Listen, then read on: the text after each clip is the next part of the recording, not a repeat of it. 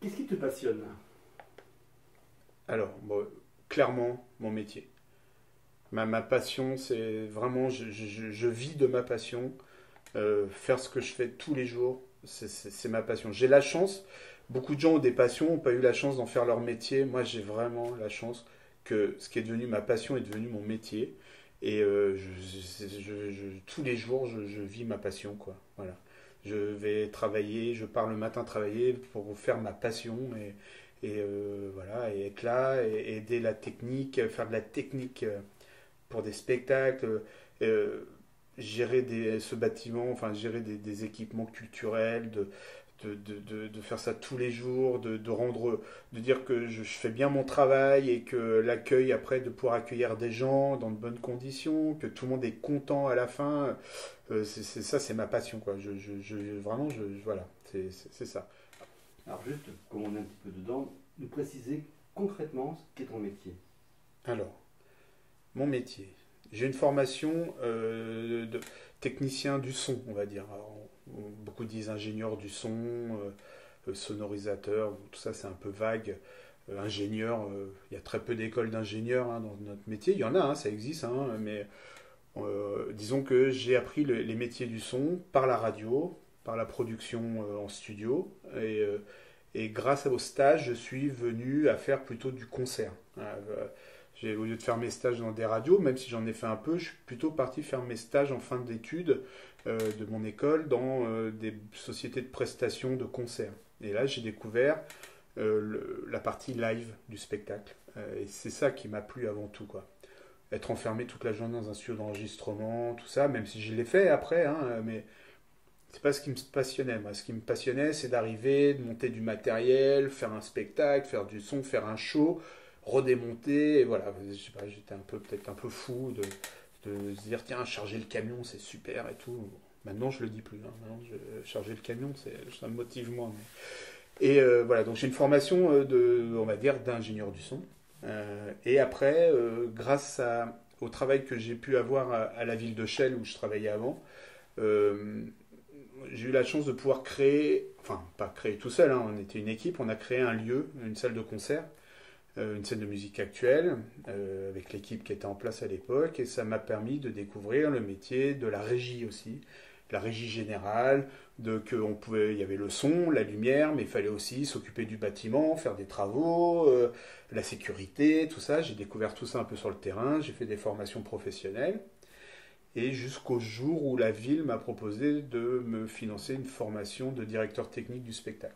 Donc je suis parti à Avignon, dans une école qui s'appelle l'ISTS, et là j'ai fait une formation de directeur technique du spectacle, qui était vraiment la formation la plus poussée. J'ai pas fait la partie universitaire, parce qu'en parallèle il y a la possibilité de faire un master. Pour moi c'était un peu trop compliqué dans le temps, dans le timing, de travailler sur un mémoire, tout ça, mais j'ai fait vraiment les modules de formation professionnelle. Et j'en suis aujourd'hui arrivé au métier de directeur technique, mais tout en connaissant mon premier métier de base, qui est le métier du son. En parallèle de mon métier, j'ai toujours eu une vie associative. On avait créé avec un ami un petit label qui s'appelait Astico Productions. On produisait des groupes. Euh, on a suivi pendant un certain nombre d'années un groupe de funk qui s'appelait Doud, avec qui on a pu faire beaucoup de concerts, on a produit des albums. Et ça, c'est quand même un parcours qui a duré, je ne sais même plus combien de temps, une bonne dizaine d'années, avec ce groupe, deux albums, un album live, des dates partout en France. Et ça, c'est vraiment une fierté, ce projet. Voilà. Le groupe n'existe plus aujourd'hui, mais la plupart des musiciens sont des musiciens professionnels qui jouent avec d'autres artistes maintenant. On se voit encore, c'est des amis, ça a vraiment créé un lien. Et c'était vraiment parallèle de mon métier. C'était intéressant, ce côté. C'est pour ça que j'ai toujours cette attache de vie associative en plus de mon parcours professionnel. Mhm. Est-ce que tu peux nous parler de ta scolarité, de ton cursus? Oui, alors, jusqu'au lycée, ça a été, et puis après, après, oui, première, terminale, ça a été un peu le bazar, cette histoire, parce que, bah, encore une fois, toujours, qu'est-ce que je vais faire après? Je vais avoir un bac, si c'est pour me retrouver dans une fac où je sais pas quoi faire, par dépit, je pense. Et puis ça a été les débuts de la musique, donc commencer à faire de la musique, moins travailler. Donc voilà, donc j'ai mis un peu de temps à avoir mon bac. Et puis j'ai quand même fait un bac scientifique pour finalement derrière déboucher dans une école privée, totalement privée, qui prépare au métier de la radio. J'ai eu encore une fois la chance que mes parents m'ont soutenu dans ce projet et ont pu m'aider à financer cette école parce que ça a un coût, hein, c'est pas évident, hein, et tout le monde n'a pas la chance de pouvoir accéder à des études privées. Et moi j'ai eu cette chance, donc je les remercie et ça m'a ouvert la voie de ce que je voulais faire. Et voilà, mais sinon j'ai eu un parcours, disons, de la maternelle à la seconde un peu classique. J'étais pas le premier de la classe, j'étais pas le dernier, quoi. Alors, deux petites questions complémentaires. Juste, tu nous précises la section de ton bac, du scientifique, mais il y a plusieurs sections. Et puis que tu nous parles de cette école de radio. Alors, le bac, j'ai fait un bac scientifique avec une option sciences naturelles. Donc, c'était à l'époque le bac D. Voilà, maths et sciences naturelles. Pourquoi? Parce que c'était les matières que j'appréciais le plus, je crois, surtout à l'époque où j'avais les meilleures notes. Et après, j'ai fait une école donc, qui ne demandait pas forcément un bac. D'ailleurs, je me demande, je crois que même il y avait des élèves qui n'avaient pas le bac, hein, qui ont fait cette école. Ce qui était intéressant dans cette école, c'est que c'était une école en alternance. Enfin, en alternance. Pas vraiment en alternance, mais on avait cours le matin, on était en stage l'après-midi. En première année, en deuxième année, c'était l'inverse, on était en stage le matin. Donc on était tout de suite dans le milieu professionnel. Et ça, c'était intéressant. Donc certains, ça leur permettait de financer leur école. Donc ça, c'était super. Et ceux qui avaient un peu plus de chance, j'avais quand même un petit travail à côté, hein. Je travaillais chez Quick, j'ai fait des petits trucs comme ça. Mais ça permettait vraiment de allier connaissances professionnelles et les connaissances théoriques de l'école. Cette école s'appelle le Studio École de France, qui a un nom assez pompeux, mais dit le Studec, existe toujours aujourd'hui. Et l'intérêt, c'est que les professeurs, c'était que des professionnels du métier. Moi, j'ai eu la chance d'avoir des cours avec Daniel Prévost, avec des gens comme ça qui venaient parce qu'ils nous faisaient des cours d'expression pour parler au micro, voilà, et c'était avec des gens comme ça. Les grands animateurs de radio de l'époque venaient nous faire des cours. Donc, c'était vraiment une super école pour ça, et je crois qu'elle est toujours, de toute façon, aussi bien cotée, aussi bien. Elle a toujours la même réputation. Et donc, toi, tu as choisi la partie technique? Ouais. La première année, c'était un tronc commun. Donc, on faisait du journalisme, de l'animation, de la réalisation et de la technique. Et en deuxième année, on se spécialisait. Et moi, je me suis spécialisé. Donc, j'ai un diplôme de technico-réalisateur en expression radiophonique. Voilà. Qui est un BTS, en fait. Un diplôme équivalent BTS. Ouais. Après cette école, qu'est-ce qui s'est passé pour toi? Eh bien, en parallèle à ma deuxième année d'école, j'ai pu rentrer à la ville de Chelles, qui avait à l'époque un petit café-concert et qui cherchait quelqu'un pour sonoriser les concerts. Donc j'ai commencé avec un contrat de vacataire, je devais faire 10 heures par semaine. Donc d'un côté ça me faisait un peu d'argent, et puis ça me faisait bidouiller dans une petite association. C'était une association qui s'appelait Chip Dynamique Jeune, qui était une association qui dépendait de la ville. Mais ça m'a permis un peu de faire mes armes, de rencontrer des groupes, d'apprendre, de mettre en pratique ce qu'on pouvait nous apprendre en théorie, et voilà. Et à la sortie de mon école, on a eu le lancement de cette scène de musique actuelle qui s'appelle Les Cuisines, qui est une scène de musique actuelle qui est à Chelles, qui existe toujours, hein, voilà. Et alors, on n'était pas encore dans le projet d'une réhabilitation de lieu, mais on nous a dit, tiens, qu'est-ce que vous voulez? Oh, ça serait bien de faire des petits studios pour les jeunes, une petite salle de concert, etc. Et la ville nous a mis un dispo, les anciennes cuisines municipales, qui étaient un lieu désaffecté. Et là, dans cet espace, on a commencé à créer un studio de répétition, puis deux, puis une scène. Et on s'est retrouvé à faire des concerts et à faire une préconfiguration d'une salle de concert. Et la ville a décidé à un moment d'investir et de vraiment créer une salle de musique actuelle. Voilà. Après cette expérience, qu'est-ce que tu as fait ensuite? Ah ben, cette expérience, je suis rentré dans la fonction publique et j'ai évolué à la ville de Chelles pendant 18 ans, 15 ans, 16 ans, 18 ans, je ne sais plus. J'ai même fait mon service militaire à la ville de Chelles. Donc, et voilà, j'ai tout fait à la ville. La ville m'a vraiment... c'est une ville qui m'a vraiment aidé, suivi dans mon parcours professionnel, qui à chaque fois, déjà, nous a donné les cartes pour pouvoir faire cette scène de musique actuelle, même si derrière il y a eu un architecte, un chef de projet qui a été embauché, mais on a été partie prenante de ce projet. Ce projet a vu le jour. Moi, je l'ai exploité pendant des années. J'y ai vu passer beaucoup de monde, des gens que j'ai formés, des gens qui y sont toujours aujourd'hui. On est vraiment heureux de cette aventure de cette scène de musique actuelle. Enfin, moi, j'en suis vraiment heureux. Ça m'a vraiment amené au métier que je fais maintenant. Et j'ai jamais quitté la ville jusqu'au jour où je suis parti à Metz, en fait. Ah oui, cette transition, je dis, entre un travail que tu appréciais apparemment, où tu étais apprécié, ce changement radical que tu as choisi, comment il s'est opéré? Ah oui, ben, j'ai vraiment pas quitté la ville de Chelles. J'ai évolué, hein. Après, je suis passé au service technique. Ils m'ont financé mon diplôme de directeur technique. On a créé un service événementiel, sécurité, des bâtiments. Voilà, il y a eu vraiment beaucoup d'étapes à la ville, mais j'ai quitté cette ville, pas parce que je voulais la quitter, c'est que mon choix était changement de cadre de vie. Et du coup, j'ai quitté la ville. Si j'avais pu emmener la ville avec moi. Non, non, mais je m'épanouissais à la ville de Chelles, hein. Il y a vraiment, c'était super, le travail était super intéressant. L'imaginaire, ce que je pensais, mes projets, j'arrivais à les mettre en application, à avancer, réhabiliter un théâtre, réhabiliter une salle, faire évoluer la technique dans un lieu et tout ça. Je ne vais pas dire que j'avais carte blanche, mais j'arrivais à motiver mes projets, à ce qu'on les inscrive sur des budgets, à ce qu'ils voient le jour, même des choses qui ont vu le jour une fois que j'étais parti. Donc et je pense avoir laissé une dynamique là-bas qui est les gens qui ont repris mon poste, personne n'est irremplaçable et heureusement il y a des gens qui ont repris ce que je faisais et qui continuent à les faire évoluer dans le même état d'esprit et je trouve que pour une ville c'est super intéressant. Vraiment, le choix de partir, j'ai pas fui la ville où je travaillais, j'ai fui la région. Alors, le grand saut dans l'inconnu, professionnellement, effectivement, quitter un métier qu'on aime, un travail. En plus, on a les clés, on a les codes de la ville depuis des années. On connaît tout le monde, on sait comment tout fonctionne, et d'un coup, on se dit, allez, je suis fonctionnaire, donc je cherchais en priorité dans la fonction publique, dans le sud.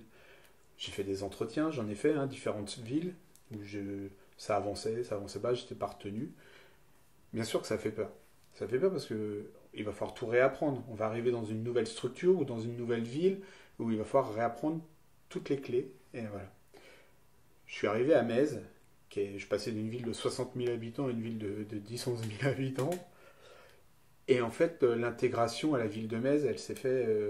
le service culturel et animation dans lequel je suis arrivé, c'était un super service, très vite intégré. Et j'ai vite repris mes repères. Et j'ai eu la chance que cette ville aussi a eu confiance en moi et m'a laissé aussi retravailler mon imaginaire, commencer à porter des projets, m'a donné des moyens à la hauteur de la ville pour s'équiper, faire des choses, avoir un peu de matériel, comment améliorer le foyer, comment améliorer l'espace, le carré Jean-Jean. J'ai déjà oublié les noms, c'est horrible. Voilà, et j'ai fait des projets. Il y a des projets qui sont toujours existants, qui traînent, alors qui aboutiront peut-être pas aujourd'hui ou demain, mais voilà, et j'ai vite été réintégré professionnellement dans cette ville et j'ai vite retrouvé mes repères. Et ça m'a rassuré. Sachant que je suis parti tout seul au début, hein. Je suis parti en novembre, je suis arrivé en novembre, et ma famille ne m'a rejoint qu'en juin. Donc il s'est passé plus de 6 mois, 8 mois pratiquement, où je faisais des allers-retours le week-end. Eux, ils étaient encore à Paris. Voilà, moi je travaillais la semaine, je remontais à Paris. Donc heureusement que professionnellement, dans l'équipe, je me suis épanoui parce que ça aurait été très dur. Si j'étais arrivé dans une ville où ça ne le faisait pas professionnellement, loin de la famille, ça aurait été très compliqué, quoi. Ouais. Dernière transition que tu as faite, c'est entre Metz et Agde. Est-ce que tu peux nous parler de cette transition-là? Le poste que j'avais pris à Metz était intéressant, mais je gérais la partie festivité, la partie associative, Donc beaucoup d'organisation dans ce sens-là, mais je m'étais un peu perdu professionnellement sur le côté vraiment technique. C'est-à-dire qu'à Metz, dès que j'avais l'occasion d'aller monter une sono, un truc, j'étais content, j'y allais et tout, voilà. Et après, je me suis dit à un moment, j'aimerais bien quand même revenir un peu sur ces valeurs, la gestion d'équipement. Et puis, ce poste, il s'est présenté, on était en plein Covid. Voilà, ce poste s'est présenté en plein Covid. C'était une opportunité, j'ai postulé, j'ai été reçu, j'ai fait les entretiens, ça a matché avec l'équipement. Et voilà, et pareil, ça a été de partir en plein Covid de la ville, ça a été un peu compliqué. Voilà, parce que j'avais l'impression de ne pas avoir fini ce que j'avais commencé. J'ai eu la chance de faire quand même une année entière sans Covid, donc j'ai pu faire les animations, les fêtes de Metz, le corso. J'ai eu la chance de tout faire une fois, mais j'ai eu la chance de tout faire qu'une fois. Voilà. J'ai pas eu la chance de refaire de réorganiser un deuxième corso, de réorganiser des fêtes de Metz, qui étaient vraiment des choses très porteurs, quoi, pour moi. Et bon, bah voilà, après, voilà. J'ai hésité, hein, la bascule, mais l'équipement, j'ai l'impression, m'appelait. Quand j'ai été visiter cet équipement au Cap d'Agde, je me suis dit, voilà, ouais, là je vais pouvoir mettre en application tout ce que j'ai appris depuis des années. Et voilà. Parce que c'était dans le cadre de l'ouverture du nouveau Palais des Congrès? Alors, il était ouvert depuis un an, ce Palais des Congrès. Il avait eu un directeur technique qui n'était pas resté. Et puis après, il y a eu toutes les phases de Covid, ça a été fermé, ils n'ont pas recruté. Et là, ils avaient lancé un recrutement de directeur technique qui avait un peu traîné, quoi. Donc c'est vrai que je suis arrivé dans ce bâtiment, il y avait encore beaucoup de choses qui n'étaient pas finies. Enfin, il y avait comme on dit, des prescriptions de fin de chantier qui n'avaient pas été levées. Donc ça m'a permis de finaliser tout ça, tout ce qui traînait en fait, pour essayer que le bâtiment soit à ce niveau-là nickel. Et surtout faire tourner la machine. C'est un gros bâtiment avec énormément d'installations techniques fragiles, sensibles, qui marchent plus ou moins bien. Donc ça entraîne une gestion quotidienne ça fait partie de mon métier aujourd'hui. Directeur technique dans le spectacle, c'est le spectacle, mais c'est aussi la gestion d'un équipement, d'un bâtiment, et c'est aussi la gestion de la sécurité incendie, ce qu'on appelle la sécurité ERP de ce bâtiment. Et tout ça fait mon métier, et tout ça, je peux l'appliquer à 200% dans ce bâtiment. Parmi les métiers que tu as exercés, lequel tu retiens? Lequel je retiens dans mes métiers? Forcément le métier de technicien son. Voilà. Ça, c'est Même si aujourd'hui je fais moins de son, mais dès que j'ai l'occasion de refaire du son, ça refait cette petite flamme, cette petite vibration. C'est ce qui s'est passé dimanche, hier, dans l'accueil du spectacle. Je faisais le son et c'est toujours bien de revenir à cette source de métier, qui est mon métier de base, hein, et qui reste ma passion. Et voilà, c'est ce métier-là que je retiens avant tout, voilà. Que je ne pourrais pas arrêter. Qu'est-ce que tu peux nous dire ce que c'est qu'un technicien son pour tous ceux qui ne connaissent pas ce métier? Alors, le métier de technicien son, alors, ça, beaucoup, on dit sonorisateur, on dit technicien son, on dit ingénieur du son. Sur le terrain, c'est toujours faire du son. Donc, c'est recevoir une information qu'on va traiter avec un appareil qui s'appelle une console et qu'on va redistribuer pour des gens qui vont l'écouter. Voilà. Pas très clair ce que je dis, mais qu'on fasse du son en studio, à la télé, à la radio, en concert. À un moment, on va être face à une source sonore, donc des artistes, des personnes qui parlent, j'en oublie. On va traiter ce son, et c'est là où on fait appel à notre technicité, c'est-à-dire que l'équalisation du son, les aigus, les graves, les basses, le traitement, la spatialisation du son, tout ça, vont avoir un rendu final qui vont sortir soit sur les enceintes dans notre salon, soit sur des enceintes dans une salle de concert, soit dans un casque, qui j'espère, toucheront la personne qui écouteront notre travail. Voilà. Donc il y a effectivement ce que va rendre l'artiste, hein, ce qui est la base de tout, mais il y a aussi comment nous, on va le restituer. fidèlement, moins fidèlement, plus trafiqué, plus voilà. Et c'est ce travail qui est le côté créa, on va dire, de notre métier, qui est intéressant. Et surtout, la finalité de notre travail, c'est de faire plaisir à la personne qui va écouter, au public, à la personne qui va être devant sa télé, devant son poste de radio, et écouter sa musique sur son téléphone, voilà. Et c'est ça, si la personne est satisfaite et heureuse et contente, ben, voilà, c'est qu'on a bien fait notre travail. Et qu'est-ce qui t'a apporté ce métier, ce travail? Alors ça, ce métier, c'est tellement de choses. Les rencontres, avant tout. Les rencontres. Tellement de gens.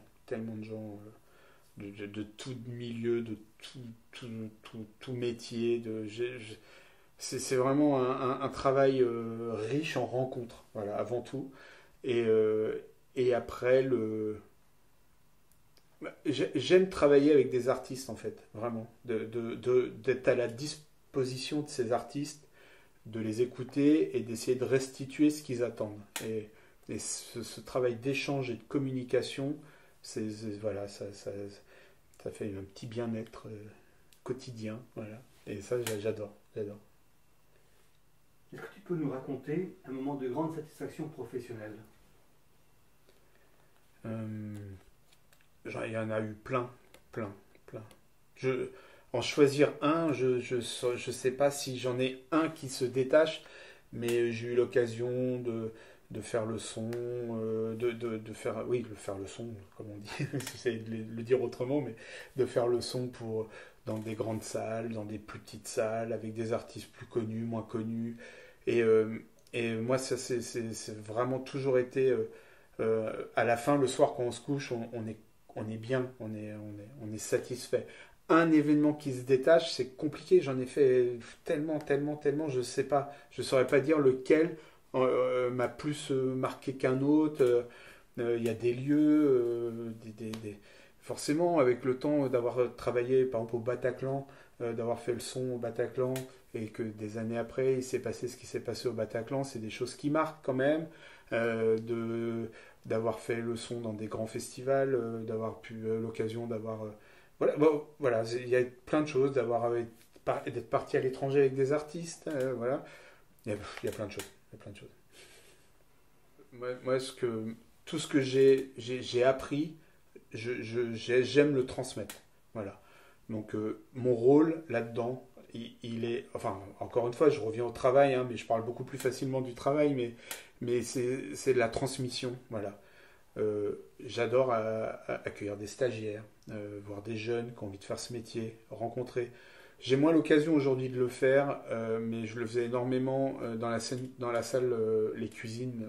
On faisait ces rencontres avec ces jeunes, on leur expliquait nos métiers, ils venaient faire des stages, et ça, transmettre. Et aujourd'hui, il y a beaucoup de jeunes que j'ai accueillis en stage qui en font leur métier, et ça, c'est vraiment... Et j'espère qu'eux, à leur tour, vont transmettre aussi ce métier, que je leur ai inculqué des bonnes bases du métier, qu'eux, ils vont pouvoir les transmettre à leur tour. Et vraiment, mon rôle, vraiment, j'espère aujourd'hui, c'est de pouvoir transmettre ce qu'on m'a transmis.